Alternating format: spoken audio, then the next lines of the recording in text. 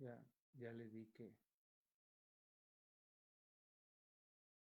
Hola, Marta. Tienes tu micrófono apagado. Tu micrófono lo tienes apagado, no te escuchamos. Seguimos sin escucharte. A ver, ahora. A ver, ¿ya listos? Ya, ¿Sí? ya, listos, ya, listo. Gracias. ¿Vas a necesitar algo de compartir pantalla? Pues sí, yo creo que si me comparten pantalla, sí. Le iba a pedir de favor a mi hermano Dianel Barreto, que me hiciera favor él de ir pasando la presentación, porque me sucedió algo muy extraño ahora que lo practiqué con la presentación. No sé si eres el movimiento de de las imágenes, pero de repente me distraía y se me iba así como que las ideas. ¿Y Pero dónde está Daniel? ¿Va a entrar Daniel ahorita aquí? Es Dianel, pero ya le hablé y le dije que lo iba yo a volver a, bueno, que lo dejara, que yo lo pasaba y para irme deteniendo con mis tiempos y que no se confundieran también las personas cuando se pasen imágenes. Ajá. Entonces, sí, nada más eso, hermano, compartir pantalla. Ok.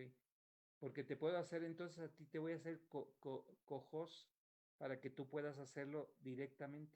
Ah, a ver, sí. Ajá, sí, gracias. Ya te hice cojos. ¿Qué pasó?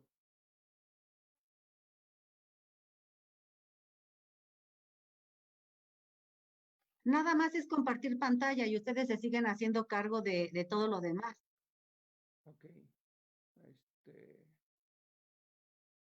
Ah.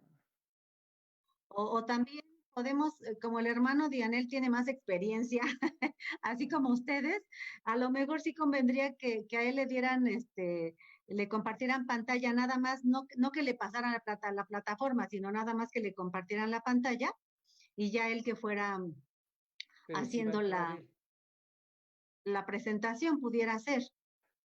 Digo, pero sí va a entrar él en estos Sí, momentos. sí va a entrar él. Déjeme, ahorita le digo que ya lo estamos, que lo estamos esperando. Ajá. Ajá.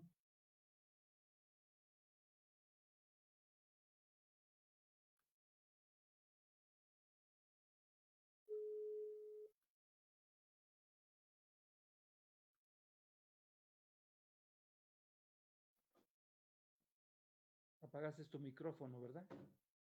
Ok. Vamos a admitir a las personas. ¿Las admitimos ya?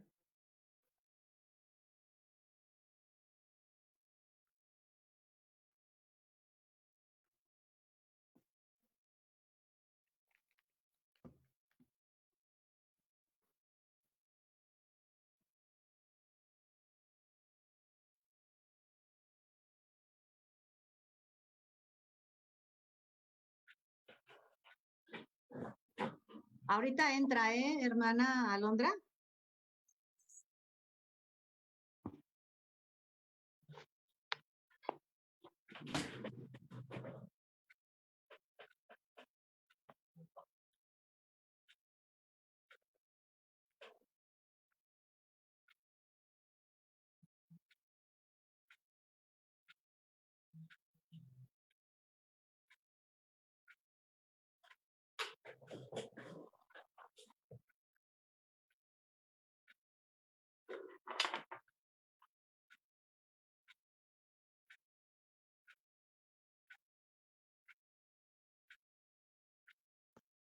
Gusto saludarles a todos. Hola, sí, lo vi, muchísimas gracias. Excelente. Ya se lo mandé a varias personas, o sea, el enlace. Están muy contentos. Muy bien. Qué bueno que te Buenas tardes, buenas tardes. Saludarte, René, que estás con nosotros. Saludamos a todos los que hoy nos están sintonizando. Hoy tenemos con nosotros a Marta González. Nada más estamos requiriendo ajustar algo que hoy vamos a ver. Entonces, en unos minutitos esperamos ya que nos diga Marta que está lista para poder llevar a cabo lo que tiene que ver con esta conferencia. Agradecemos a todos ustedes que nos han acompañado desde el día lunes de estar en este tiempo con nosotros. Lo hemos hecho con todo nuestro corazón como Iglesia del Divino Redentor. Un saludo de parte del honorable consistorio para cada uno de ustedes, y pues que vemos a René con nosotros hoy también en esta tarde. Gracias a Dios por ello.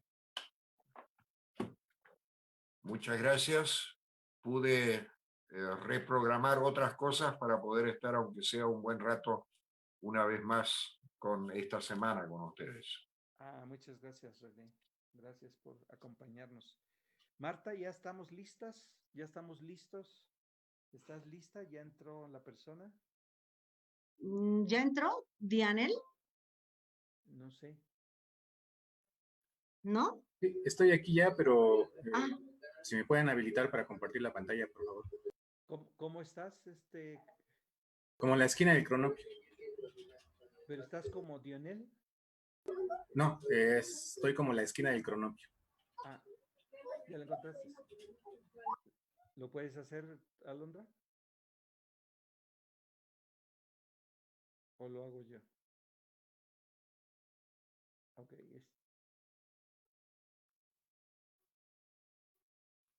Ya te hice, Cojos, para que puedas compartir. ¿Ya te diste cuenta? Perfecto. Muy bien.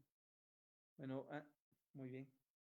Vamos a iniciar hoy en esta tarde la oportunidad que Dios nos da de poder estar, y vamos a orar para que el Señor se manifieste grandemente en este tiempo.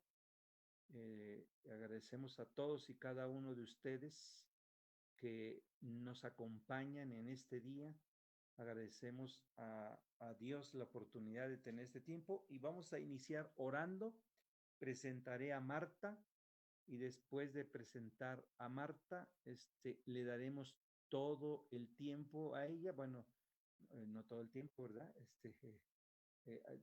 Si iniciamos ahorita a 7:30, estaremos terminando 8:30, para que en media hora tengamos preguntas hacia Marta sobre los derechos de las mujeres y de estas reformas protestantes. Vamos a orar para iniciar.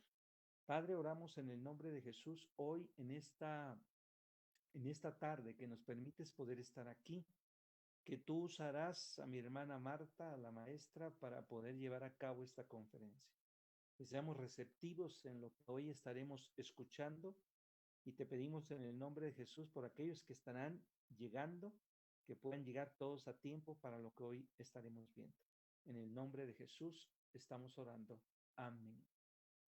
En una breve remembranza que tiene que ver con Marta. Marta es maestra en teología y en mundo contemporáneo, licenciada en pedagogía con estudios en la especialidad de modelos de intervención en trabajo social con mujeres. Actualmente educadora comunitaria con grupo de mujeres en zonas urbanas y marginadas. Miembro de la Asociación de Teólogas Españolas, AT, participa en la Iglesia Nacional Presbiteriana del Estado de México. Fue docente en la Dirección de Educación Especial de la Secretaría de Educación Pública en la Ciudad de México.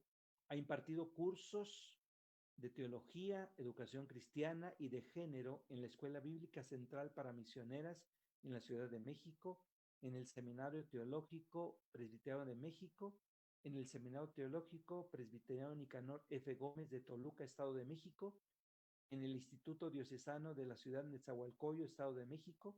Publicó el artículo Beatriz Melano, primera doctora en teología en ambiente protestante latinoamericano, publicado por la revista Rivet, Universidad Iberoamericana, julio-diciembre del 2018. Elaboró la reseña del libro La mujer y la iglesia de Beatriz Melano, publicado en la revista The European Society de One in the Theology en el 2019. Y hoy bienvenida Marta y todos los que hoy están en este día. La dinámica que hemos estado haciendo es que da la conferencia a ella, usted puede poner en el chat las preguntas, incluso de dónde está viéndonos, y después de ese tiempo estaremos preguntando a Marta. Hoy le vamos a dar todo el lugar ahora a Marta. Les pedimos que apaguen sus micrófonos para que pues estemos escuchando especialmente a Marta hoy en esta tarde. Marta, tienes el tiempo. Sí, buenas noches a todas, a todos mis hermanos. Gracias por hospedarme en esta plataforma y gracias al hermano Leonel Campuzano y a la iglesia que confía, que confío y que me da mi valor como mujer, como persona. El tema que nos ocupa son las reformas protestantes y los derechos de las mujeres. Reformas protestantes porque ya todos sabemos que la reforma protestante fue solamente pues es el cúmulo de ideas previas desde un siglo antes como reformas protestantes, y por eso se refiere a reformas protestantes, no solo a reforma protestante. Y derechos de las mujeres porque en esas diferentes reformas protestantes que hubo y ya la reforma magisterial del siglo XVI con la reforma protestante, pues las mujeres ejercieron diferentes derechos. Elegí este versículo del profeta Joel, que ustedes están viendo ahí en la pantalla. Dice, en ellos derramaré mi espíritu, aún sobre los sirvientes, hombres y mujeres por igual.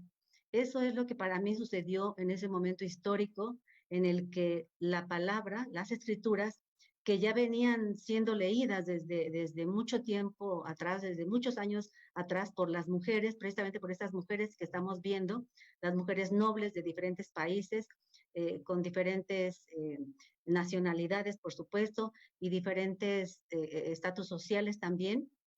Muchas de ellas ya venían acercándose a las escrituras, y el hecho de encontrarse con los reformadores y con todas las ideologías y los principios que se enarbolaron con ellos, pues ellas fueron tierra fértil, así yo las considero. Entonces, para mí, el Espíritu de Dios fue derramado en estos hombres reformadores y en estas mujeres reformadoras.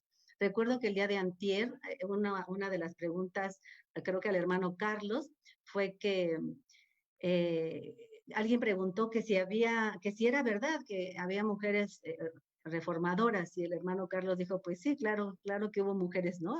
Dice muy respetuoso, no voy a hablar de ninguna porque va a haber un momento especial. Pues realmente son muchísimas, hermanos, hay ya mucha investigación acerca de lo que hicieron esas mujeres, y yo me acerqué a unas cuantas. No sé si pueda pasar el hermano Dianel la siguiente imagen, en donde vemos que ellas, está la imagen de Argula ahí en una estatua, en esa estatua. Ella, hermanos, fue una mujer que fue muy admirada por Lutero, y quise poner esa estatua porque, aparte de que ella tiene la Biblia y de que ella dice que era muy agradable pasar página tras página y ver todo lo que le iluminaba el leer la palabra, Lutero, bueno, esa es la Biblia, y el que explica la estatua refiere que debajo hay un leccionario de oraciones, un libro de oraciones de Lutero. Eso para mí fue muy, muy importante, hermanos, hermanas. Sabemos que la Reforma Protestante tuvo desde un siglo antes, en 1411, con Juan Hus, un reformador checo, que él también, al igual que Lutero, hizo una denuncia en contra de las indulgencias por la venta que éstas tenían. Él la llamó como tráfico sagrado, como herejía, y él denunció también, ya un siglo antes, los abusos que se generaban por esta venta de indulgencias. Hubo otros movimientos, pero quizá ya no se pueden tomar como de los reformadores, que estos fueron anteriores a ellos, que fue el movimiento de los cluniacenses y los cistercenses, pero como entran en las reformas monásticas, pues ya no podemos incluirlos con las reformas protestantes. Las mujeres en la reforma realmente estuvieron invisibilizadas durante muchos siglos y apenas a mitad del siglo pasado fue que los estudiosos desde diferentes perspectivas comenzaron a visibilizar todo su trabajo, todos sus escritos, su participación, su colaboración, incluso sus peleas que tuvieron ahí entre los reformadores y alguna de ellas, también el vínculo amoroso, ¿no? que hubo entre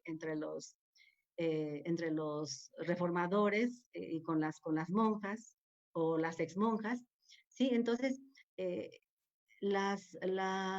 traerlas a la mesa hoy, hermanos, hermanas, no es porque se quiera o se pretenda ponerlas a fuerza o meterlas a fuerza dentro de un espacio teológico tan trascendente como fue la Reforma Protestante del siglo XVI. Hubo una persona que al leer el tema propuesto por la Iglesia, mencionaba, pero ay, bueno, pues ya, ahí están las mujeres, en todo quieren estar las mujeres.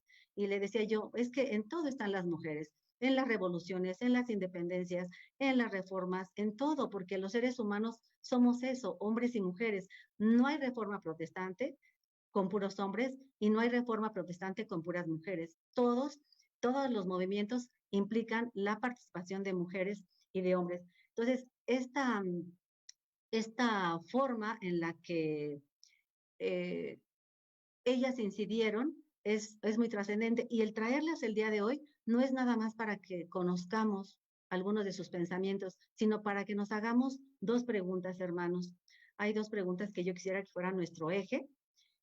Una dice, ¿qué derechos legó la Reforma Protestante a las iglesias presbiterianas reformadas mexicanas del siglo XXI?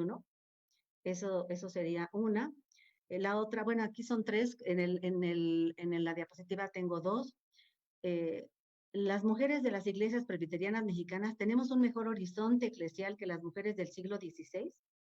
Los hombres y las mujeres de las iglesias presbiterianas mexicanas somos fieles a las escrituras y a los principios de la Reforma Protestante enarbolados por los reformadores. Esas dos preguntas quisiera que las reflexionáramos, hermanos, hermanas, porque mi mirada hacia estas mujeres no precisamente son datos históricos, yo los quiero evitar, a lo mejor voy a dar algunos, pero mi mirada va a ser hacia lo que ellas escribieron, lo que ellas nos compartieron y lo que podemos aprender de lo que dijeron. Traté de ubicarlas dentro del mapa, dentro de este mapa que tenemos de la Europa de ese tiempo. Traté de ubicarlas por mujeres, las esposas de Enrique VIII, las mujeres esposas de los reformadores, las mujeres anabautistas, que fueron mujeres bastante reprimidas y sancionadas por no compartir ideas con los reformadores, las mujeres de Italia, las renacentistas también, que tuvieron parte importante en este quehacer teológico, y las mujeres de Navarra, también las princesas de Navarra, que también su papel fue bastante importante, hermanos. Primero comienzo con las mujeres italianas, con Vittoria Colonna. Vittoria Colonna nació en Italia. Ella fue una poeta intelectual. Lo bonito de ella o lo interesante de ella, aparte, bueno, de muchas cosas que hizo, fue que escribió pudo publicar su primera colección de poemas con su propio nombre. Y además de publicarlas con su propio nombre, ese hecho fue como, despertó mucha discordia, se puede decir, hacia los demás círculos de intelectuales. Ella perteneció al círculo de intelectuales en el cual estaban dos personas que se han estado mencionando en esa semana, que son Juan de Valdés y Bernardino Occhino. Ellos pertenecían a ese círculo de espiritualidad del reformismo italiano, y ellos dos fueron asesores espirituales de algunas de ellas. Y Vittoria Colonna, en el caso de ahora sí, en el caso específico de ella y de su relación con Juan Valdés y el adoctrinamiento, por decirlo así de alguna forma, que tuvo con él por pertenecer a ese círculo, la llevó a sustentar una opinión y una creencia de la justificación por la fe. Esto es muy importante y muy relevante porque yo les decía al principio que las mujeres, como eran parte de la nobleza, ellas recibieron una educación especial y todas, prácticamente todas, sabían italiano, hebreo, griego, sus lenguas vernáculas, ¿no? El francés, el alemán, el español, el euskera, el bearnés también. Entonces, Victoria sabía latín también y mi idea o mi percepción, aunque a lo mejor yo piense distinto a los especialistas, es que ellas fueron tierra fértil, todas ellas fueron tierra fértil, porque ya conocían las escrituras en la lengua original, en el hebreo, en el griego, y cuando fue traducida al latín, por supuesto que ellas ya tenían, ya estaba, su tierra estaba preparada para recibir esas ideas reformadoras. Entonces, cuando Victoria Colonna tiene relación, tiene contacto en esos círculos espirituales del reformismo italiano, pues es de esperarse que pudo sustentar exactamente su creencia de la justificación por la fe. Y algo muy bonito de ella es ese poema que escribió a su marido, en donde expresa esa soledad trágica que muchas personas podemos sentir y vivir cuando, bueno, desde la literatura así se le llama. Yo no soy literata ni especialista en eso, pero sí sé que se le llama a esta experiencia de dolor humano, se le llama una soledad trágica en la que ningunas palabras, nada puede expresar el dolor que uno siente cuando pierde uno a un ser querido, sea la pareja, sea el hijo, la hija, la madre, el padre, el amigo querido, la amiga querida. Y ella escribe este poema para su marido. Por tanto, su ejercicio que ella ejerció fue que imprimió su colección con su nombre. Y para muchas personas quizá pueda no significar tanto, pero hace 500 años el escribir algo con el propio nombre fue un acto muy relevante, porque todavía en el siglo XIX, en el siglo XX, las mujeres escribían en nombre, con un seudónimo, perdón, o a nombre de los esposos o a nombre de los padres. Más adelante vamos, si nos alcanza el tiempo, vamos a ver a Schutz Sell. Ella firma sus escritos muy valiosos con el nombre de su padre, hace un juego con el apellido Schutz y firma Shushin, o también hace otro juego con el nombre de su esposo, con Sell, y también firmó algunos documentos con el nombre de Celine. Entonces, el que las mujeres no escriban con su nombre, dice Virginia Woolf en su libro Un cuarto propio, dice que hubo una época en que las mujeres no escribían libros. Ella es una mujer del siglo XX y refiere esto. Y que el que las mujeres no escriban libros, las mujeres no escribían libros, los hombres son los que escribían libros. Y dice, el que las mujeres no escriban libros desemboca en una pobreza. Y es verdad, hermanos, porque incluso en las escuelas, en las universidades se da mucho eso en los investigadores, que los estudiantes escriben y ellos se apropian, ¿no?, de esos escritos, y más cuando son mujeres.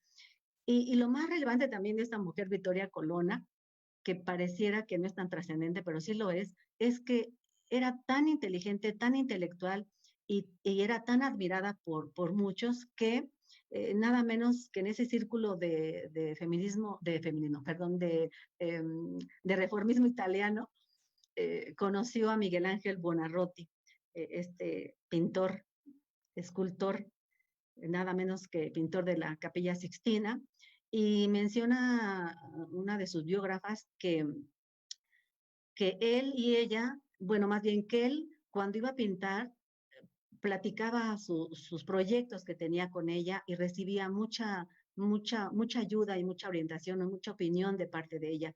Él y ella estuvieron relacionándose por mucho tiempo con cartas. Se habla de que tuvieron una relación muy estrecha, y Miguel Ángel le hizo esta foto, esa fotografía que están ustedes viendo ahí, es de Miguel Ángel Buonarroti.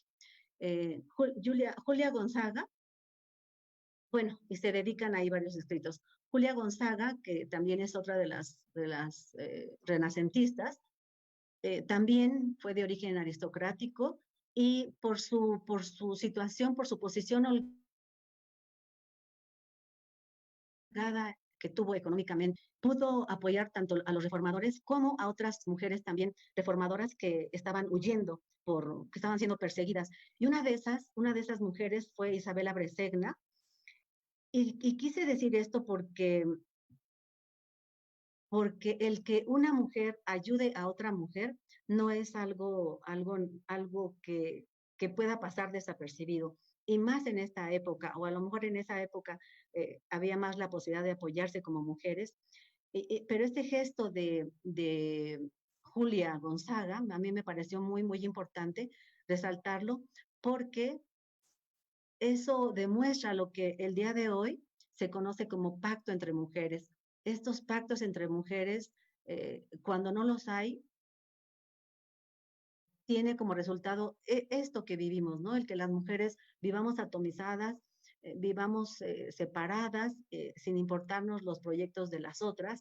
Y en este caso, ellas dos muestran que las mujeres en ese momento, aunque se puede leer entre líneas, que tenían redes, que tenían comunicación, que tenían las formas de saber cómo estaban ellas en esta persecución, en esta persecución de parte del clero romano, y cómo se podían ayudar unas a otras. Ella pertenecía al grupo de los alumbrados, y Julia también estaba en la lista de personas buscadas por los inquisidores por la relación que tenía con Juan Valdés.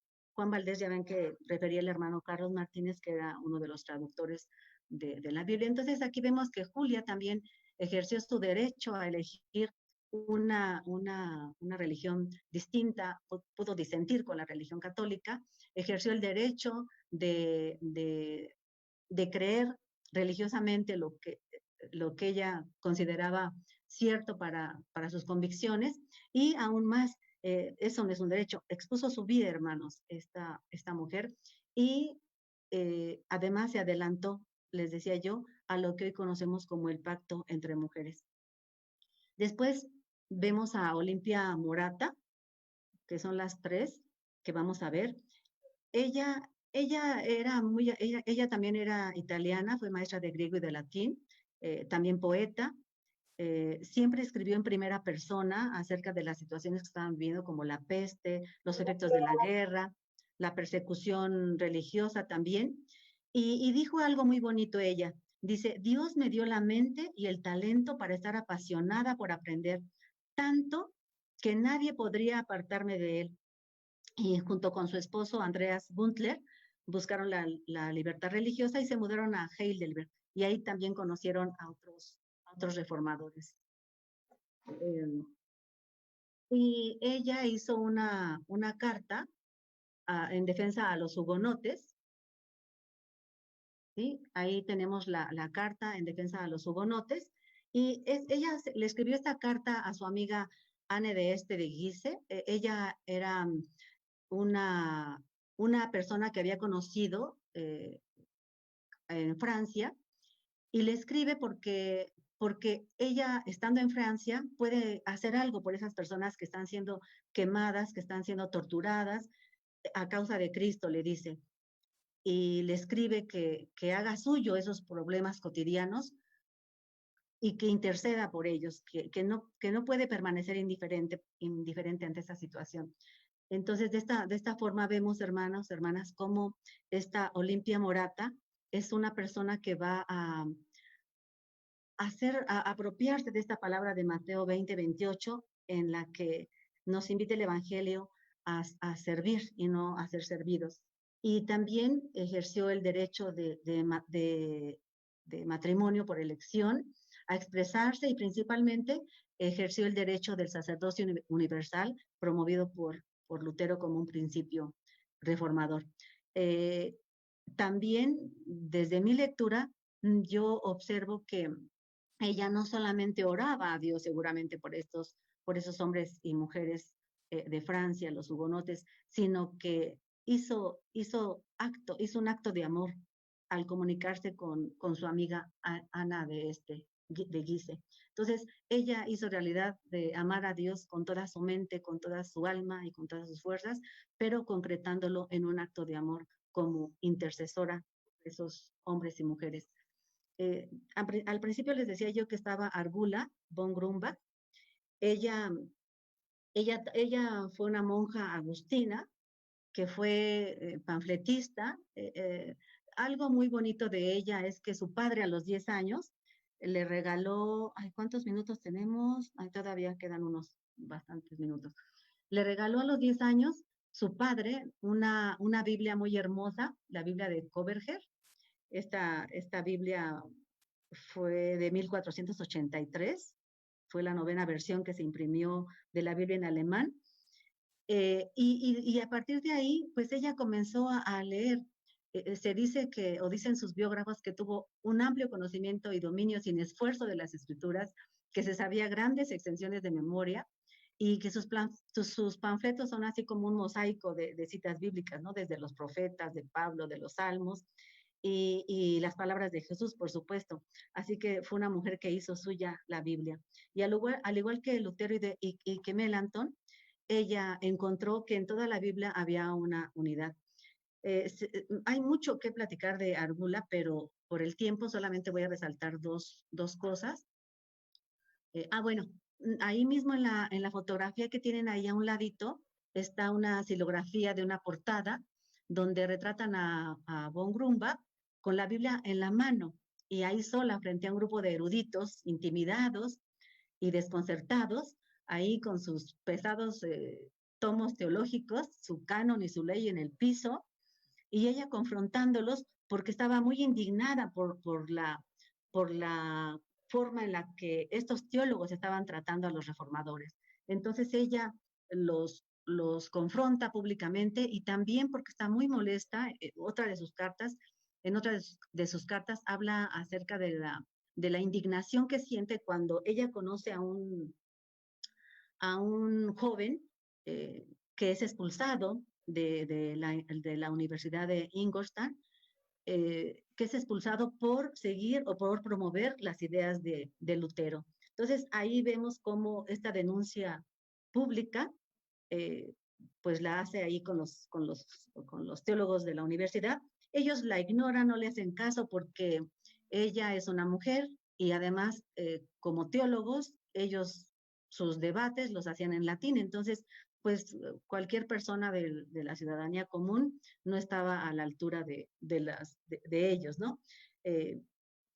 La jerarquía de la Iglesia Católica, los príncipes bávaros y muchas personas se enfurecieron ante su atrevimiento y curiosamente se dice que sus escritos fueron publicados muchísimas veces. Entonces, ustedes ven ahí parte de la carta, no la voy a leer por el tiempo, pero algo muy bonito es que ella dijo unas palabras al final de una de sus cartas y que pueden hablar a nuestros corazones, que se refieren a Romanos 1:16. Les dice, no me inmuto, con Pablo digo, no me avergüenzo del Evangelio porque es poder de Dios para salvación a los que creen.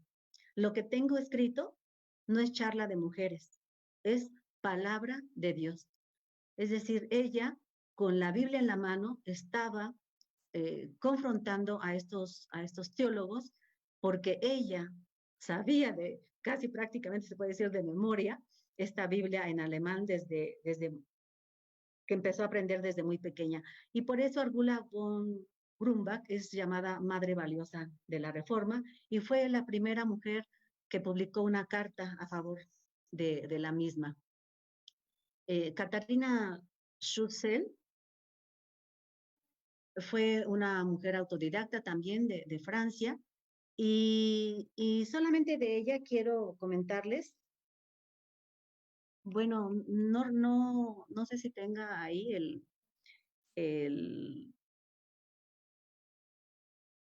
si haya puesto yo en la diapositiva. A ver, déjenme ver aquí. Ajá. Bueno, ella escribe,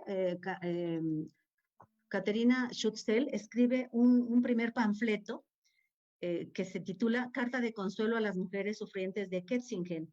Estas mujeres estaban sufriendo porque precisamente eran esposas, eran familiares de los hombres que habían huido por la persecución, no solamente del clero romano, sino también porque ni Lutero ni Calvino y los grupos, ¿no? Todos sus seguidores estaban de acuerdo con esas personas porque disentían de lo que ahora, al pasar del tiempo, los reformadores estaban, estaban diciendo y estaban criticándolos porque ellos querían realmente una vuelta de las personas al Evangelio, a las propuestas del Evangelio.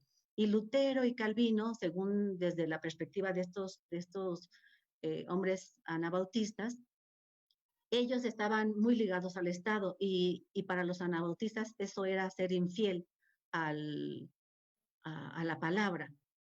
Y estas mujeres entonces están sufriendo porque ellos tuvieron que salir huyendo. Y Caterina Schutzel hace esta carta y dice que quizá podrían esas mujeres haber dicho junto con el orante David, y aquí viene lo bonito, hermanas, hermanos, que dice del Salmo 13, del 1 al 6, de los versículos 1 al 6, dice ella, y fíjense cómo lo escribe: Señor, ¿hasta cuándo te olvidarás de nosotras y esconderás tu rostro de nosotras? ¿Hasta cuándo nuestros enemigos estarán por encima de nosotras?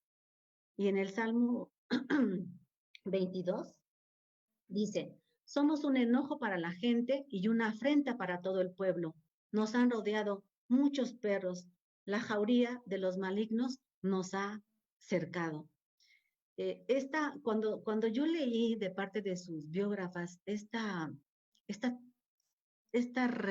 relectura y reescritura de estas dos porciones de los Salmos, para mí fue muy sorprendente porque el que ella haya dado esta clave hermenéutica que se vino a conocer hasta el siglo pasado con las teólogas que empezaron a estudiar el texto y a apropiarse del texto, a leerlo desde su ser mujer, para mí fue muy sorprendente también el leer esto y ver que se adelantó, que fue una mujer adelantada de su tiempo, y dar esta clave en clave de mujer, diríamos ahora. Se llamó a sí misma Madre de la Iglesia, se preocupó por los pobres, se puede decir, y también confrontó a varias personas, y lamentablemente cuando ella, les decía yo que había firmado algunos escritos a nombre de su esposo. Las biógrafas que han descubierto estos escritos a nombre de su esposo dicen que en unos de ellos, esta Caterina Schutzel compara a Dios con una madre conocedora de dolores. Esta frase también a la que nos acercan sus biógrafas nos enseña, hermanos, hermanas, que hace 500 años, pues a lo mejor para ellos sí fue algo natural oír esto, pero después estas expresiones fueron como quedando en el olvido. Cuando yo veo que ella refiere, que compara, más bien que Schutzel compara a Dios con una madre conocedora de los dolores, esta expresión, hermanos, es muy nueva, apenas la oímos como por los 80s del siglo pasado, cuando se empezó a hablar del rostro materno de Dios, y que por cierto, pues ni siquiera fue, creo, en nuestra iglesia, de parte de la iglesia protestante. Schutzel predicó de muchas maneras y en los entierros de familiares. mujer a la que no quería sepultar nadie y ella fue a sepultarla. Y curiosamente dicen sus biógrafas que esta misma controversia la rodeó en su propio entierro porque ya sus amigos, pues amigos reformadores ya habían fallecido, solamente estaba Conrad Huber, el asistente de Bucero, y era el único ministro que quedaba vivo cuando ella accedió, bueno, más bien cuando ella murió, perdón, y él accedió a predicar y a hacer el servicio para sepultar a Catherine Schurz. Se habla que la acompañaron 200 personas, entre amigos, feligreses, parientes, y quedó ahí sepultada donde estaba sepultado su esposo Matthews, y sus hijos. Shell nos enseña que ejerció el derecho de predicar, de escribir, de interpretar, de darnos claves hermenéuticas muy novedosas, y además se refiere que ella frecuentemente conminaba a los reformadores a que en esta visión ecuménica que hoy podemos llamar, no de ese tiempo, sino de hoy, la palabra ecuménico, su visión ecuménica lo hizo expresar, fíjense, algo muy, muy bonito que ha sido reiterado por varias teólogas, que dice que la inclusión del amor cristiano y la comunión deben ayudar a superar las disputas doctrinales y personales. Y bueno, ya no quiero decir más de Schutzel, porque hay mucho que comentar. Bueno, algo que sí que no debe de dejarse pasar es que ella motivaba a las mujeres a partir de estas reflexiones y de estos aportes hermenéuticos que ella nos dio.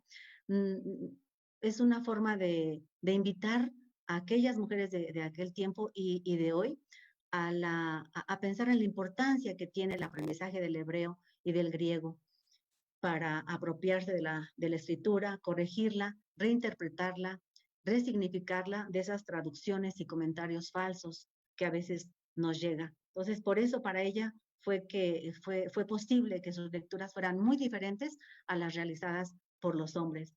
Y hoy llamaríamos a Schutzel como lectora de resistencia, de acuerdo a las propuestas de las teólogas o de las antropólogas, porque dicen que una persona lectora de la resistencia es aquella persona que lee desde su ser, desde lo que sé, desde lo que cada quien es.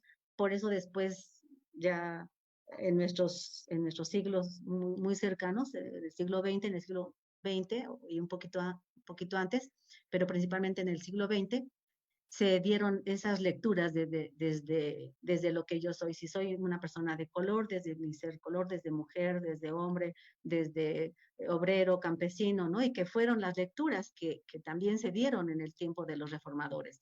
La lectura que hicieron los campesinos, la lectura que hicieron los hombres las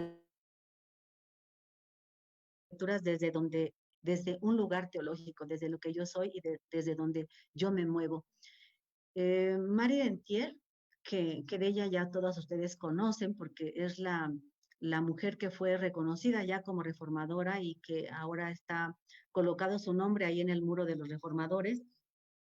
Ella reconoció que sí, que estaba de acuerdo en lo que se interpretaba de Timoteo II, pero que también tiene el derecho de disentir cuando esa palabra no está siendo, no significa algo para ella y que también está siendo falseada. Ella tuvo 2 matrimonios con su primer pareja, con Simon Robert. Fue la primera pareja que dirigió una comunidad evangélica en territorio francés. Y después cuando se casó con Antonio Fromens, su segundo esposo, ellos inauguraron un internado para niñas. Y vean aquí lo que hizo Marie Dentier. Ese internado incluía el aprendizaje precisamente de las lenguas griegas y hebreas. Vean ustedes, hermanos, hermanas, cómo estas mujeres de la nobleza, estas mujeres que incidieron y que fueron, que pasaron quizá de mujeres pasivas, por decirlo entre comillas, porque cualquier mujer que es intelectual como ellas, pues no está pasiva nunca, pero por decirlo de esta manera, pasaron a ser sujetos activos y todos los dones que ellas tuvieron los utilizaron para apoyar los movimientos reformadores, para apoyar a los reformadores, y no solamente para apoyarlos, sino hasta para protegerlos también y defenderlos ante aquellas autoridades que querían aprenderlos. Entonces fueron mujeres con celo.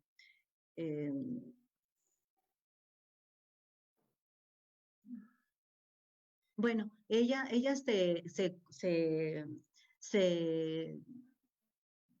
tuvo preocupación por las mujeres que se habían quedado allá en ese lugar, también perdón, no, perdón, estoy en otra cosa. Como Dentier atacaba mucho no atacaba, conminaba mucho a las monjas para que salieran de los monasterios y vieran que fuera de los monasterios también se podía servir a Dios. Y ella les decía que las animaba a que se casaran porque decía que el estar casada en ese tiempo, ¿no? Era lo mejor, lo mejor que podía pasarles a las monjas, ¿no? Porque disfrutaban la relación con el sacerdote, la relación con las parejas, principalmente fueron sacerdotes y monjas los que contrajeron matrimonio, pero que además podían servir desde ese lugar a la iglesia, que podían servir desde ese lugar a Dios principalmente a través de la iglesia. Y por esa forma en la que Dentier conminaba a las monjas, hubo una detractora de ella que se llamó, una monja ginebrina, también que se llamó Jeanne de Jussieu. Además era detractora del reformismo protestante. Y fíjense las palabras tan fuertes que expresó de Dentier. Dijo: es una falsa abadesa y de lengua diabólica. Está casada, tiene hijos y un día decidió pervertir a la gente devota justo cuando los reformadores irrumpieron los conventos.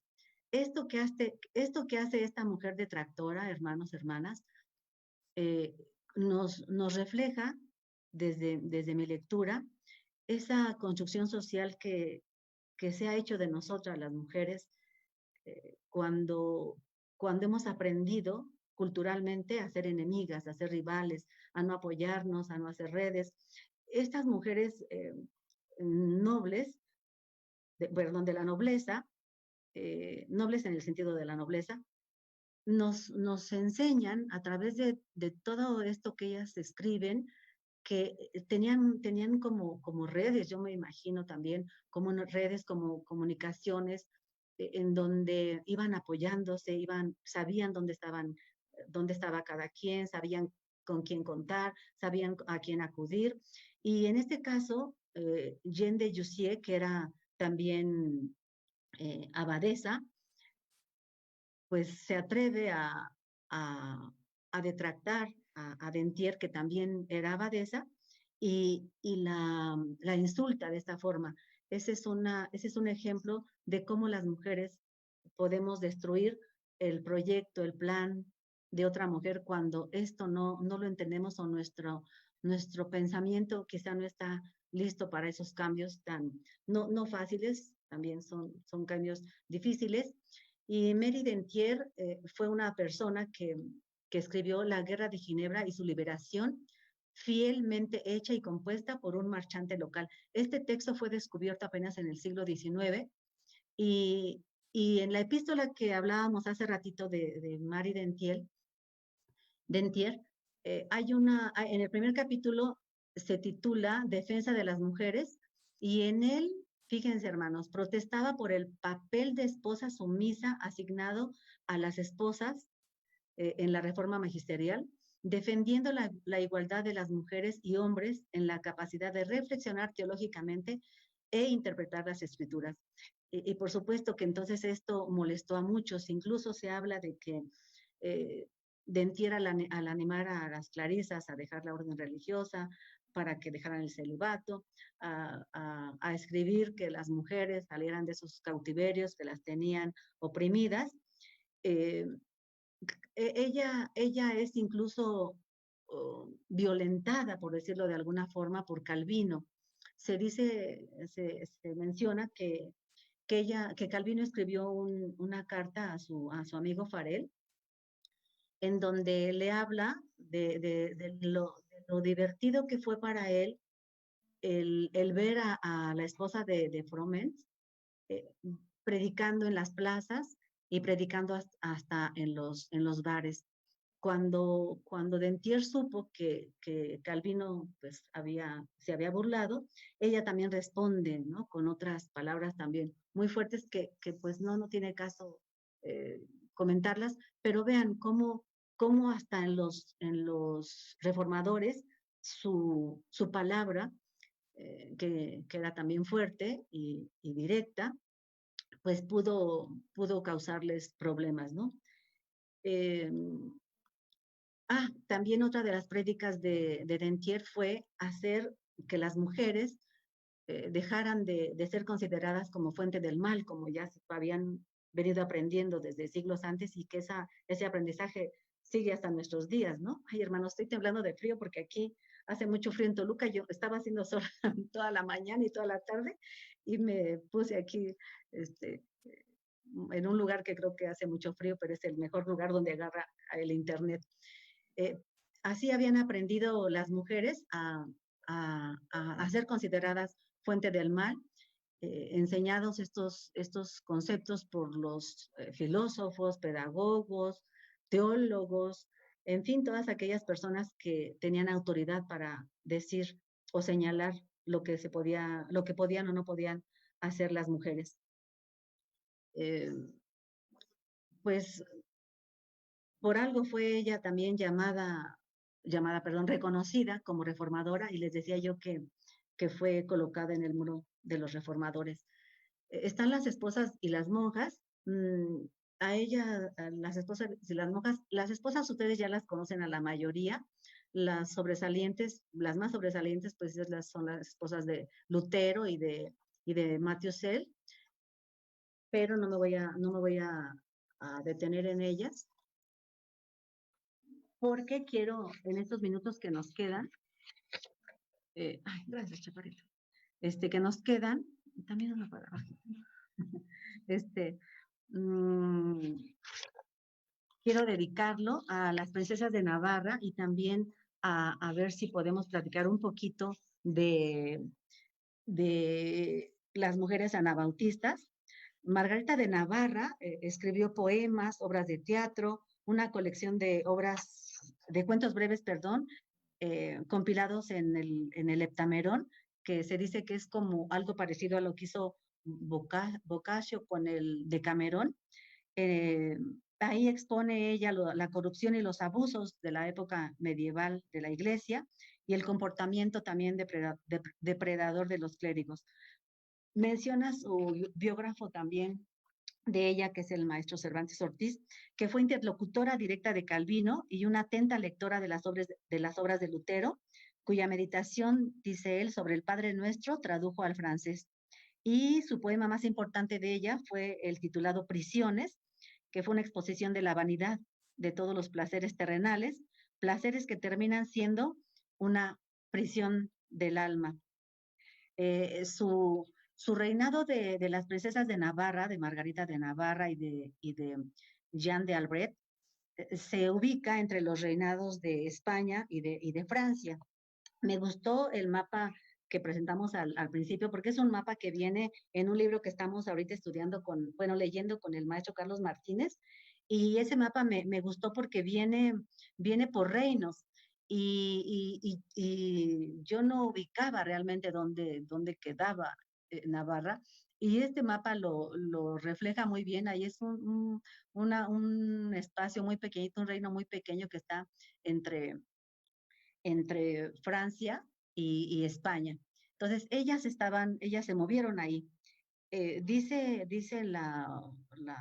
también los biógrafos de Margarita, que ella tuvo como asesor espiritual a Guillermo Briconet, y él también la relacionó con los reformadores, y Margarita se interesó mucho por las ideas innovadoras de los llamados disidentes de ese momento, que fue Calvino y también Gerard Roussel, que fue otro clérigo francés reformador.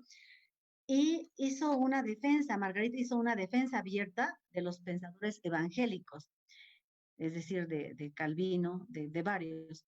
Y esto le resultó esto resultó que ella tuviera enemistad con los teólogos de la Universidad de París, que eran ortodoxos católicos, y ellos condenaron un poema que ella escribió muy bonito en 1533, titulado El espejo del alma pecadora. Lo consideraron como herético. En una de las lecturas que hice, alguien lo tradujo como el espejo de una pecadora. Vean entonces cómo hay las tendencias cuando se escribe algo con el afán de pues desviar realmente el objetivo que tuvo la creación de ese texto, ¿no? De ese poema. Pero ella no se desanimó por esto y siguió su entusiasmo. Y lo interesante de ahí de Navarra es que el castillo de Margarita en Nérac fue un refugio para los teólogos reformados. Ahí se refugiaron Calvino y también se refugió el humanista que también se mencionó el día de antier, Jacques Lefebvre, que vivió ahí varios años en el castillo de Nérac y tradujo el Nuevo Testamento. Y también quien llegó ahí con ella, con Margarita, fue Juan Calvino, también llegó exiliado por un rato. En 1549 ella murió. Ella tuvo la oportunidad de dar una excelente educación a su hija, Jeanne de Albret.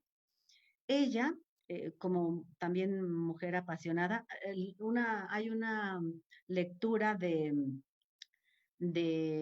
ellas que se titula De tal madre, tal hija, ¿no?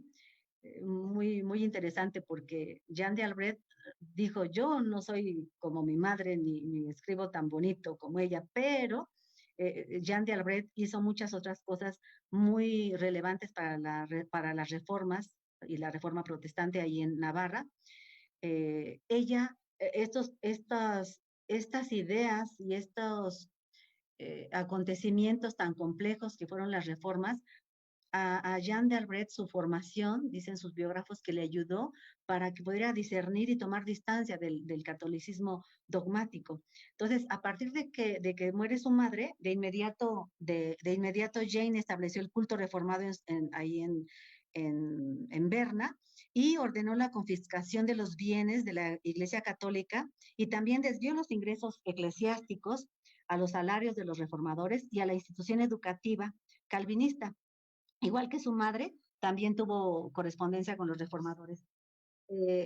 Y miren, hermanos y hermanas, un acontecimiento muy relevante es que en 1560, cuando fue quemado el predicador de la Catedral de Sevilla, que veíamos también en estos días, Constantino de la Fuente, a los 2 días que a él lo queman, para borrar toda la memoria protestante, a los 2 días Juana de Albret, en el reino de Navarra, hizo su profesión de fe reformada protestante. Y Jeanne estaba desesperada por hacer llegar a la ciudadanía esta Biblia, estas escrituras, y pagó para la traducción, financió la traducción del Nuevo Testamento al euskera y al bearnés, por Joans de Leizárraga en beneficio de toda la ciudadanía. Dicen los historiadores que si este texto se hubiera difundido, hubiera alcanzado la difusión que alcanzó la Biblia de Lutero, también hubiera sido muy importante porque tuvo mucho alcance ahí en la ciudad de Berna, pero dicen los historiadores que hubiera tenido gran alcance si no hubiera llegado la Inquisición a quemar prácticamente todos los ejemplares. Promovió también la traducción al bearnés de un salterio para uso de la liturgia en las iglesias de su reino. Incluso mandó a publicar un catecismo de Juan Calvino. Juan Calvino y ella mantuvieron relaciones y acuerdos en relación a las personas que estudiaban ahí en la Universidad de Ortes y con Calvino en Suiza. ambos tenían el acuerdo de promover la cultura y el conocimiento y hacían intercambio de estudiantes. ¿Qué más? Bueno, al final del tiempo de su reinado, la ciudad de Pau fue la capital en la que impuso el protestantismo, dio libertad de cultos y libertad de conciencia, y su castillo también dio protección a protestantes. Lamentablemente, al inicio, su esposo Anthony compartió mucho de estas ideas de ella y pues, la dejó actuar libremente, pero su tolerancia, la tolerancia del esposo, se acabó al ver a los calvinistas destruir esculturas religiosas y altares por considerarlos idolatría. Además, profanaron las tumbas ancestrales de toda la familia borbónica, y en ese instante tomó el asunto en sus manos el esposo de Jeanne d'Albret y despidió a los tutores protestantes que tenía ella y que había contratado para la educación de sus hijos. Entonces, a su hijo lo instaló en la corte de París y a Jeanne la desterró a la ciudad de Bearn. La separación de su hijo duró 5 años y Enrique fue educado por hombres católicos elegidos por la reina de Francia, y se menciona que su hijo cuando ya fue rey y pudo gobernar, pues destruyó todo el trabajo tan enorme que había hecho la abuela, Margaret, y su madre, Jeanne d'Albret. Las esposas de Enrique ya no las toco, me quedan 5 minutitos. Creo que es importante irnos a las mujeres disidentes, mártires. De ellas, bueno, de estos grupos de la Reforma Radical, se habla de los anabautistas, pero los mismos grupos anabautistas tienen diferentes, no sé si se puede llamar clasificaciones. Yo solamente me referiré a estas 6 mujeres que permítanme tantito, hermanos, déjenme aquí abrir unas notas que tengo aquí por el tiempo, porque soy muy, muy, muy dada a perderme con las ideas, bueno, también la falta de experiencia. Entonces, estas mujeres disidentes y mártires anabautistas formaron parte de estos diferentes grupos en los que se clasifican.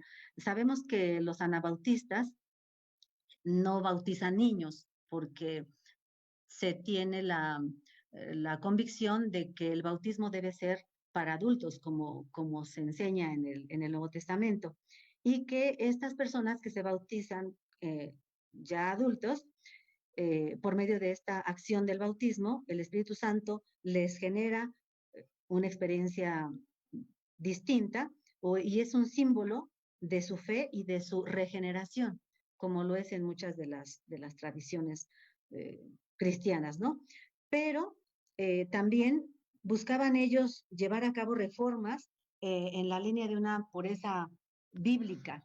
Por eso les decía yo hace rato que no estaban de acuerdo en que los reformadores como Calvino, Lutero, como Zwinglio, no rompieran con el Estado. Para ellos era muy importante que se rompiera con el Estado y que se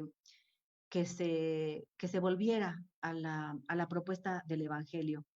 Y sabemos que esto pues es cierto, porque eran tantos los intereses que estaban ahí de por medio que no era fácil que la religión se desprendiera totalmente del Estado.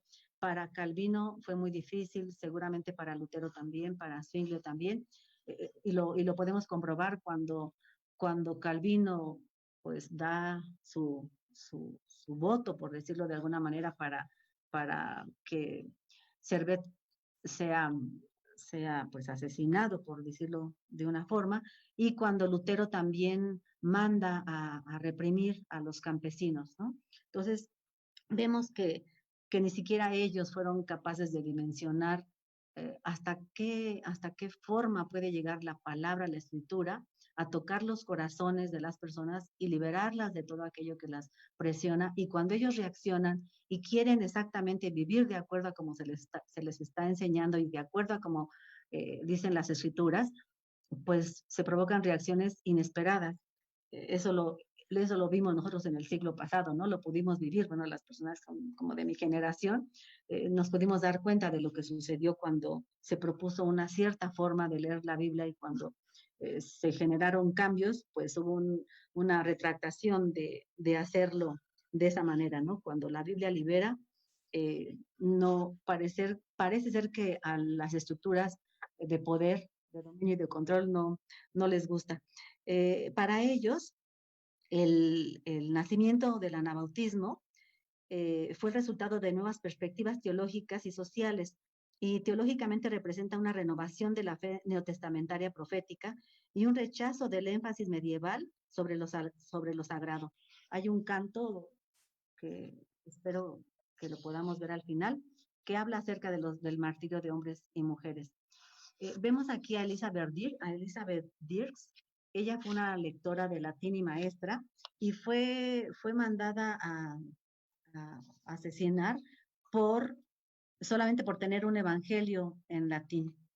A Elizabeth Sher Eklund es a la mujer que les decía yo que le negaron la sepultura cristiana, y Catherine Schutzel fue la que accedió y no le importó enfrentarse a los clérigos para darle sepultura a esta mujer.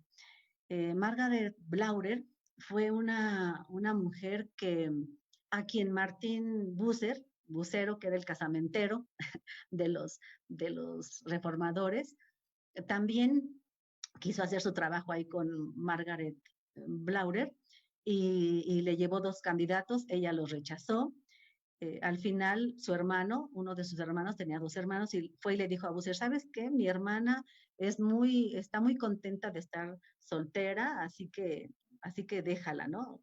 Y ya, Margaret Blaurer, cuando murió su madre, de inmediato convirtió su casa en un refugio de pobres. Margaret Prus se dice que sin ella tampoco o sea, que hay una deuda muy grande con ella de parte de los reformadores, no solamente de los reformadores anabautistas, sino de los reformadores de la reforma magisterial, porque ella pudo imprimir y difundir a partir de su imprenta todas las ideas que salían para esta renovación, para estas reformas. Todas las ideas reformadoras fueron impresas de manera clandestina ahí con Margaret Prus. Úrsula Joss fue una visionaria a quien Margaret Prus le mandó a imprimir 77 de sus visiones. Y Anneken de Jens fue una mujer que había salido de su lugar de origen junto con su esposo, y al regreso, su esposo murió cuando ellos estaban fuera de su lugar. Cuando ella regresó a Holanda, en el viaje, ella venía cantando un himno, y por el solo hecho de cantar un himno fue arrestada y fue también asesinada. Cuando ella ya sabía que iban a cumplir la sentencia, ella tenía un niño de 15 meses y rogó a la muchedumbre de ahí que alguien cuidara de su hijo, y un panadero lo acogió. También está otra mujer que, sí, bueno, ya se nos acabó el tiempo, hermanos, hermanas.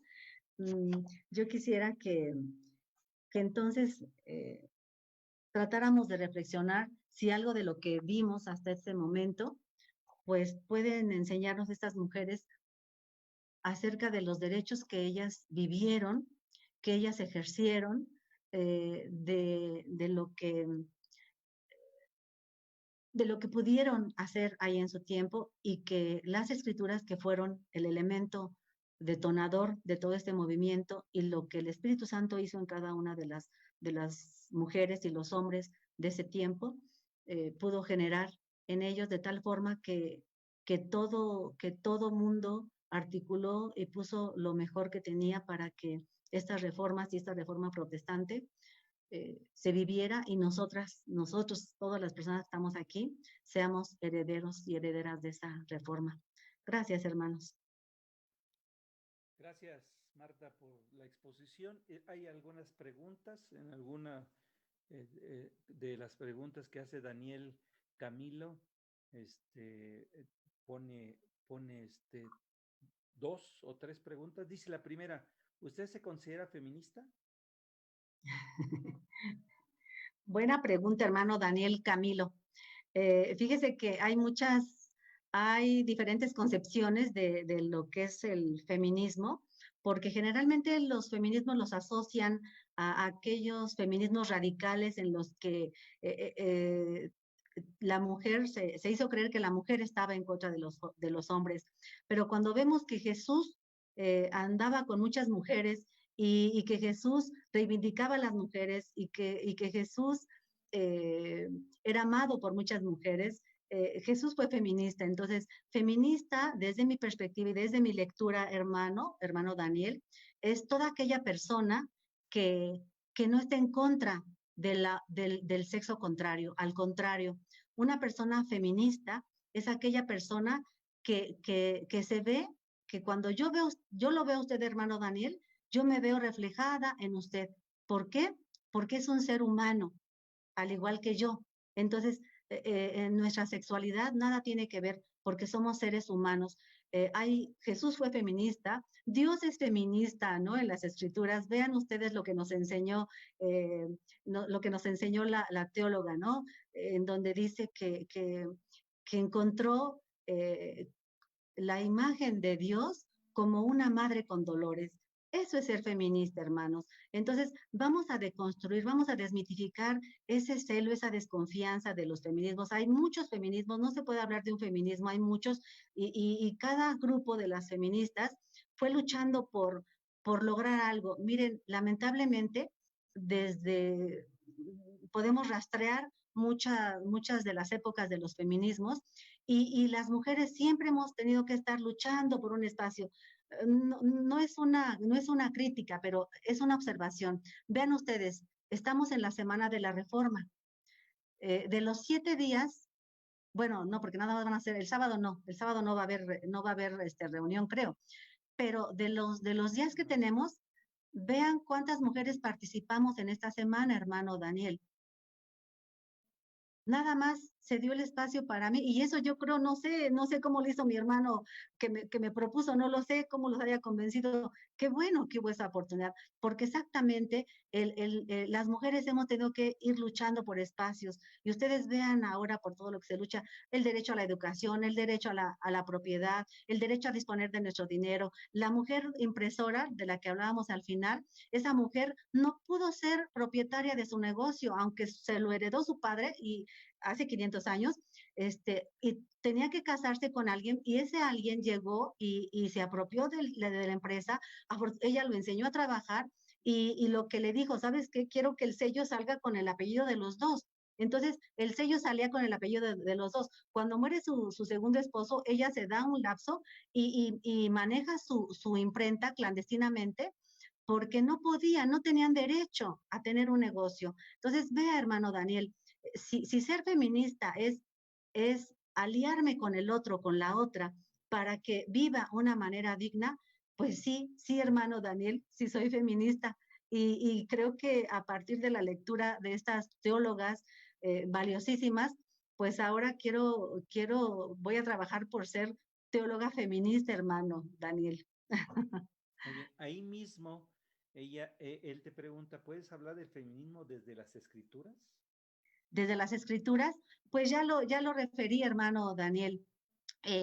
Nuestro Señor Jesús, él siempre reivindicó, nunca atacó, siempre le dio lugar a la mujer, la puso, no sobre, la puso frente a los hombres. ¿Se acuerda, hermano Daniel, cuando le llevan a Jesús a la mujer adúltera? ¿Se acuerda? Bueno, mire, pues ese pasaje se puede leer desde una lectura feminista. ¿Por qué, hermano? Porque si decimos lectura feminista, vamos a ver cómo se están dando esas situaciones al acusar a la mujer. Nada más se lleva a la mujer. La mujer no puede adulterar sola, hermano Daniel. Necesita de un hombre, ¿no es cierto? Entonces, ¿dónde está el hombre en esa acusación? ¿Por qué? Porque el hombre tenía privilegios. tenía privilegios por la cultura judía. Ajá. Y eso, la cultura judía mal entendida, porque hay rabinos que explican que los judíos tienen una mujer, también practican la monogamia. Entonces depende de la lectura, pero ahí está una lectura que se puede hacer desde el feminismo, hermano Daniel. Otra lectura sería cuando Jesús se solidariza, o mejor dicho, no, voy a poner otro ejemplo. Cuando Jesús llega y la mujer cananea le dice que le sane a su hija. Ajá. ¿Y qué le dice Jesús? No, no, porque esto no es para darlo a los perrillos, ¿no? Y entonces le dice la mujer cananea, sí, pero los perrillos también tienen derecho a comer de las migajas.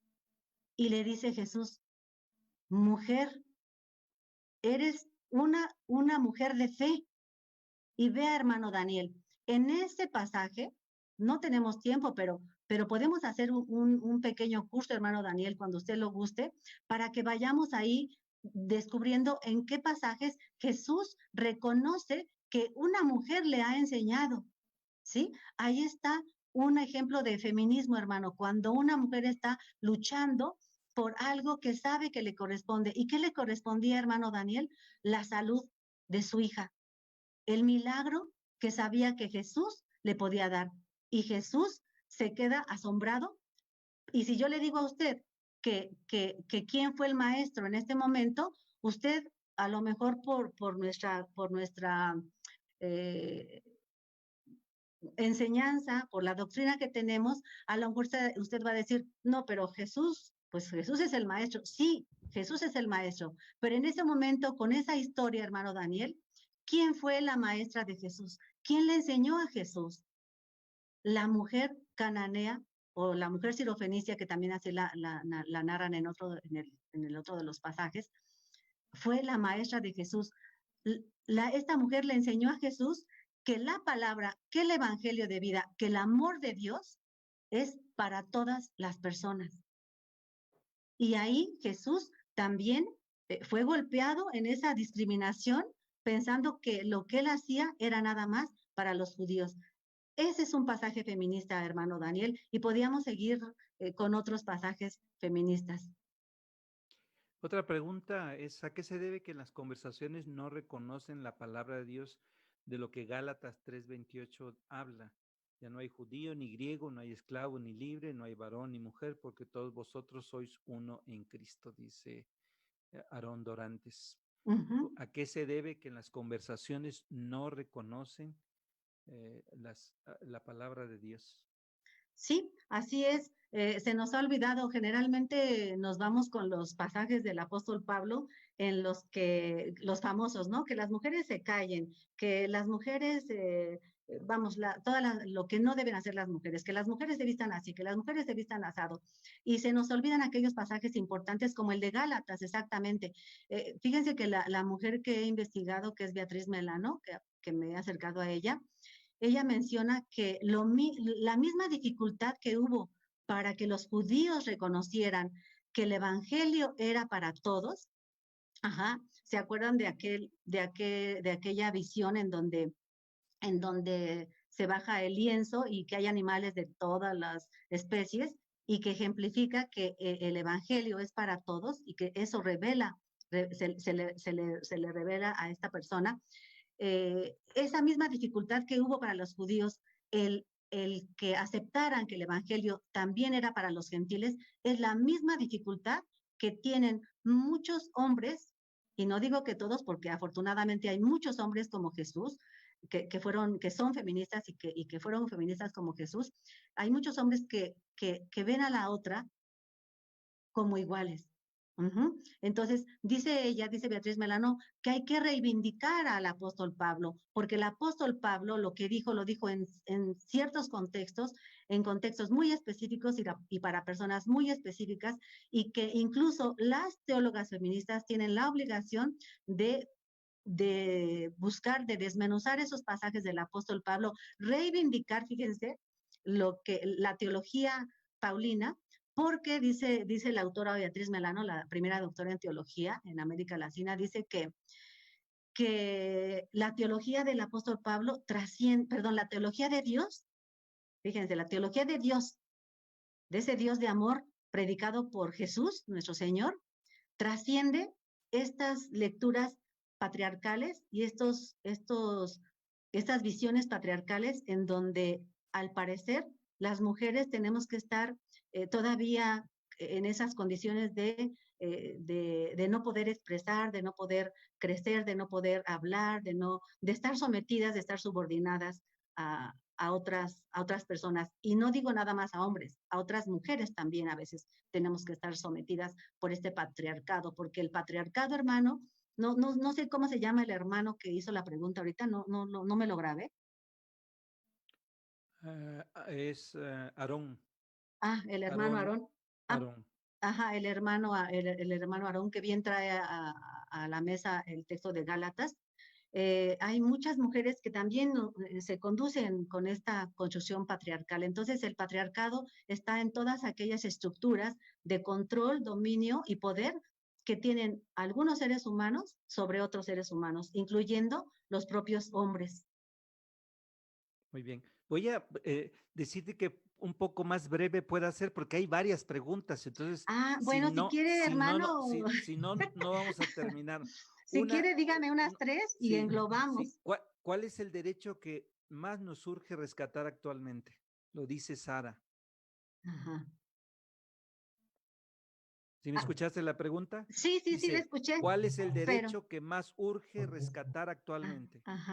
Pues ahorita, hermanos, creo que el derecho que nos urge a las mujeres, me imagino que Sara se refiere al derecho a los derechos de las mujeres o a los derechos como seres humanos. Ella explica que gracias a Jesús lo que hizo le dio el valor, y que además de estas mujeres que participaron en la reforma del siglo XVI, tuvieron el valor de hacerlo.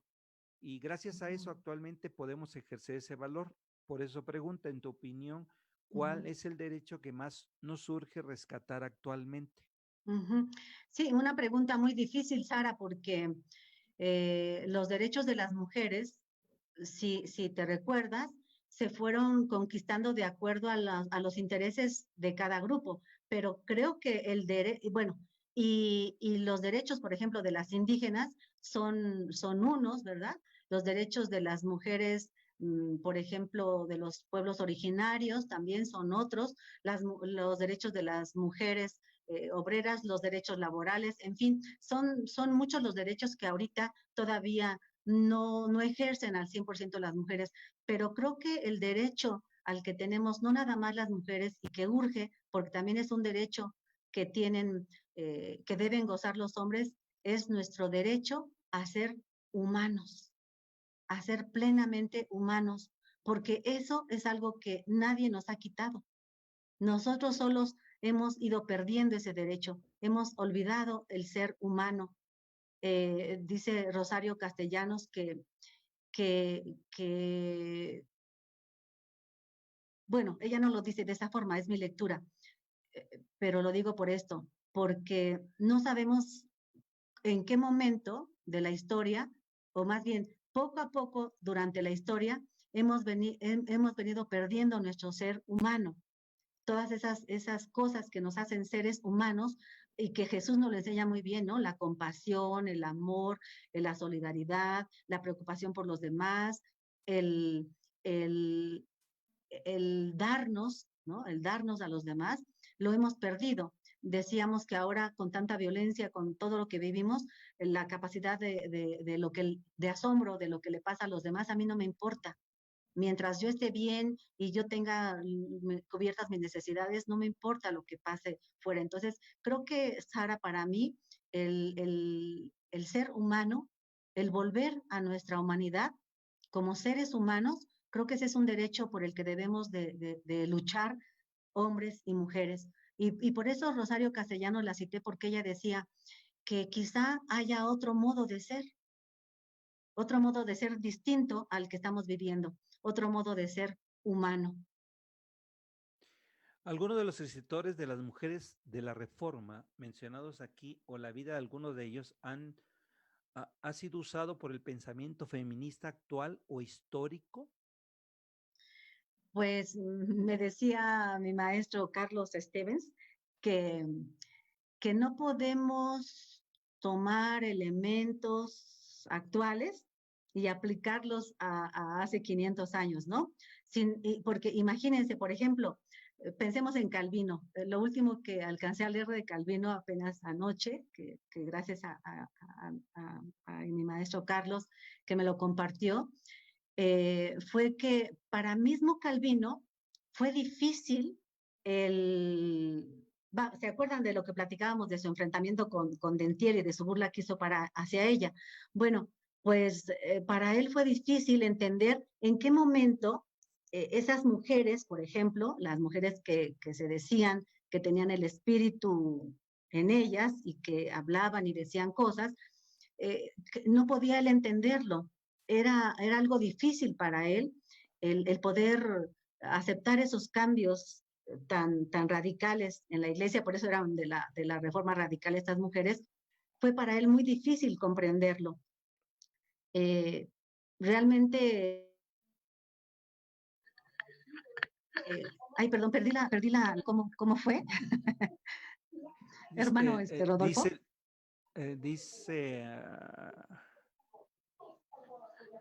Dice, en los escritos de las mujeres de la Reforma mencionados aquí, o la vida de alguna de ellas, ¿han sido usados por el pensamiento feminista actual o históricamente?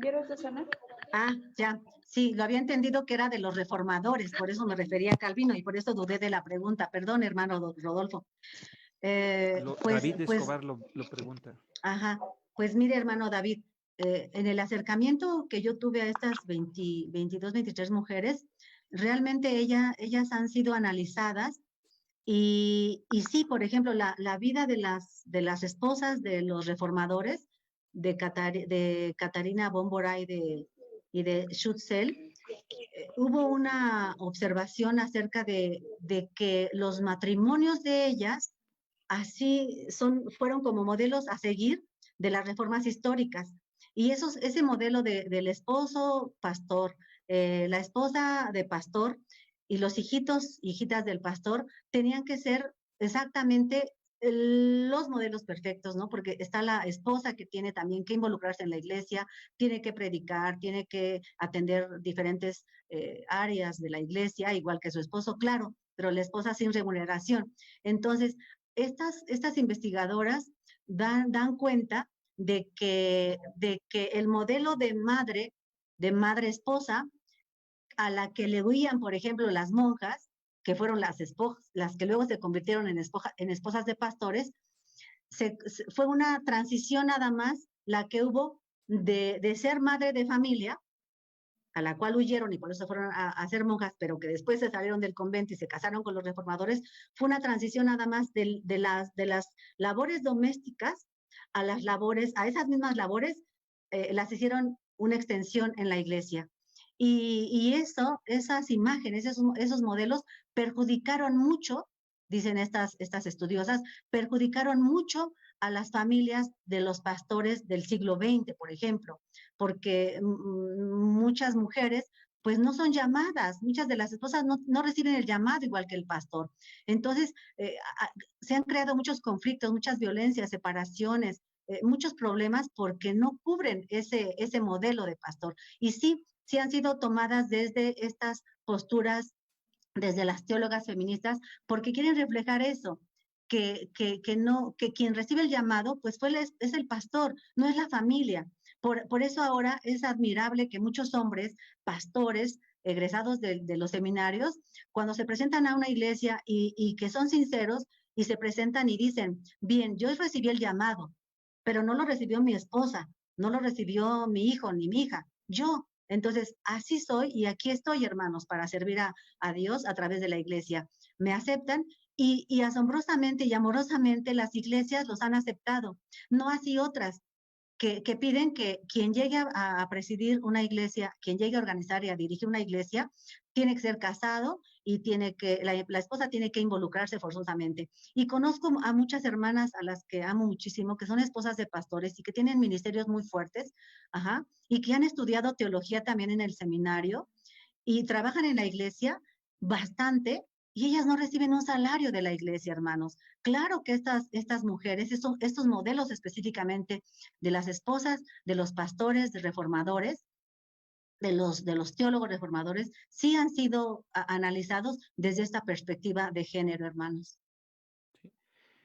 Te mandaremos las demás preguntas porque hay Ajá. algunas que hicieron 3 o 2 que no estoy haciendo toda por el tiempo. Te las voy Ajá. a mandar a través de Alondra en un correo para que nos las contestes y las subimos. Voy a hacerte una última pregunta, pero hay Sí, más hermano. preguntas por el tiempo. Sí, mil Ajá. disculpas a aquellos que han preguntado. En algunos les he hecho una o dos de las preguntas que han hecho, que algunos hicieron 3 o 2. No puedo hacerlas todas por el tiempo.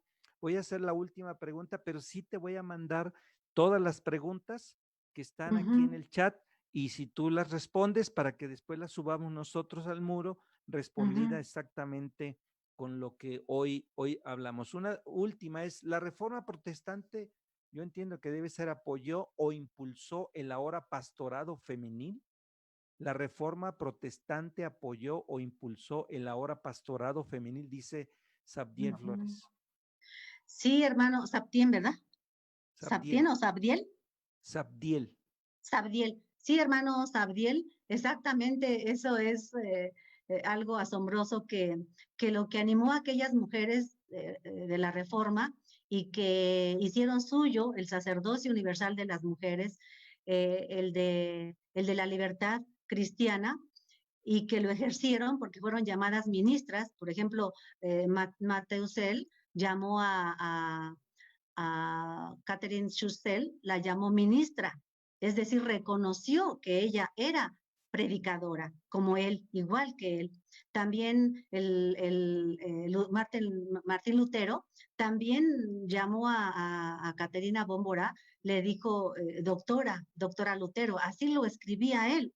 Entonces, esa propuesta de la inclusión de las mujeres al sacerdocio universal, pues fue desapareciendo, quedó ahí también oculta con la participación de las mujeres de la Reforma, y esto ha sido, pues, fue aprovechado, ¿no? Fue aprovechado por la Iglesia, de tal forma que hasta el día de hoy, por ejemplo, ni en el catolicismo, ni en algunas iglesias protestantes, como nuestra iglesia presbiteriana mexicana, pues se ha autorizado el que las mujeres, aún habiendo estudiado teología y egresadas de los seminarios de aquí del Nicanor F. Gómez y del Distrito Federal, no sean reconocidas como teólogas y menos autorizadas para predicar. Pero vamos, creo que aquí toca un punto muy, muy, muy importante, hermanos Abdiel, porque aquí primero también deberíamos de luchar juntos, y bueno, sé que esto es un poco agresivo, un poco duro, pero creo que deberíamos de luchar juntos, todos aquellos hermanos que han sido egresados de los seminarios de teología presbiterianos, porque fíjense, hermanos, ni siquiera ustedes como teólogos, tienen el reconocimiento de teólogos. Es como aquel médico que estudia medicina en la universidad y sale y ejerce, pero no está reconocido. Es decir, claro, ustedes van a decir, bueno, pero no necesitamos reconocimiento para servir a Dios.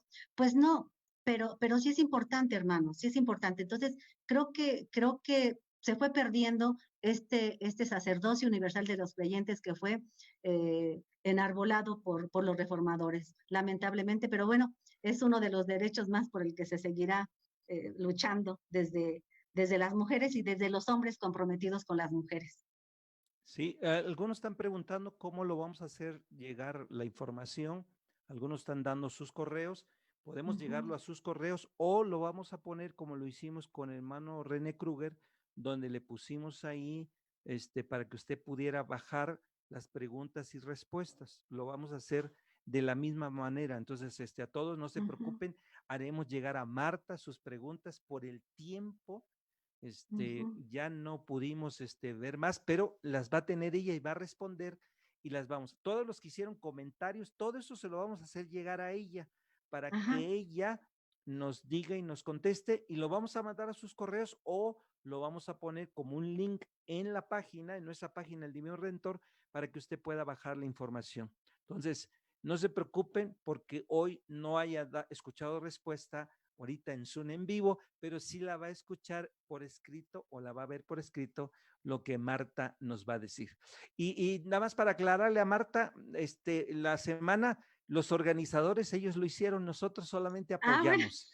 Si a nosotros nos hubieran traído 5 mujeres, 4 mujeres, no hubiera ningún problema. A perfecto, nosotros nos hermano. Presentaron el trabajo de Marta, dijimos sí, no tenía el gusto de conocerla Marta, pero apoyamos nosotros el proyecto del Ministerio de Educación, y si nos hubieran traído 4 mujeres, 5, lo hubiéramos también hecho.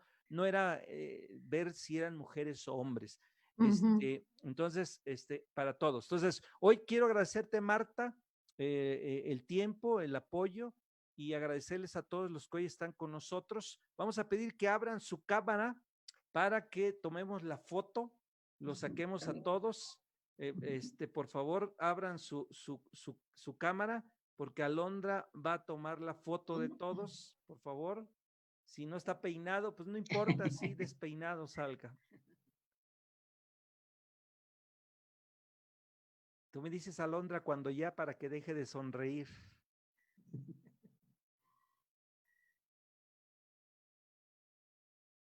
Muy bien.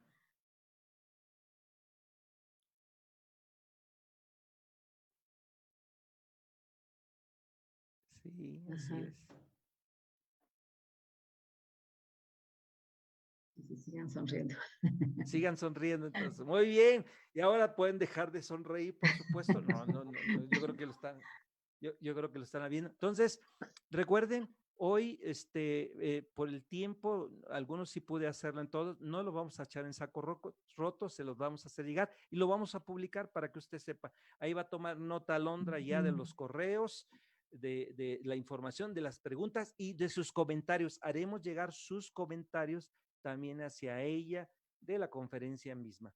Agradecemos hoy en esta noche que nos haya acompañado. Gracias, Marta, por tu tiempo y en este tiempo, y agradecemos a todos los que hoy están con nosotros, que Dios les bendiga. Vamos ahora para terminar y los espero mañana. Mañana recuerden que va a estar René Kruger a las 7. Sí, René, ¿verdad? ¿Vas a estar a las 7? ¿O ya se fue René? Sí, ya se fue. Creo que ya se fue. Gracias, hermano Rodolfo. Perdón, gracias a todos ustedes. Gracias por el espacio y por, ahora sí que por escucharme y regalarme su tiempo, hermanos. Gracias a todos. Sí. René mañana va a estar a las 7 para la promoción de su libro, y entonces usted quiere estar ese día, usted mándeme el comentario y yo le mando el ID y la contraseña para que pueda estar mañana con René a las 7. Solamente vamos a estar de las 7 antes de las 7:30 para venir a la conferencia que tendremos precisamente con el doctor Cristian Gómez. Buenas noches, que Dios les bendiga mucho. Ahora sí pueden abrir su micrófono y saludarnos, y nos vemos. Hermana Marta, Jorge Ayala, saludos. Saludos, muchas gracias, hermana Marta. Bendiciones.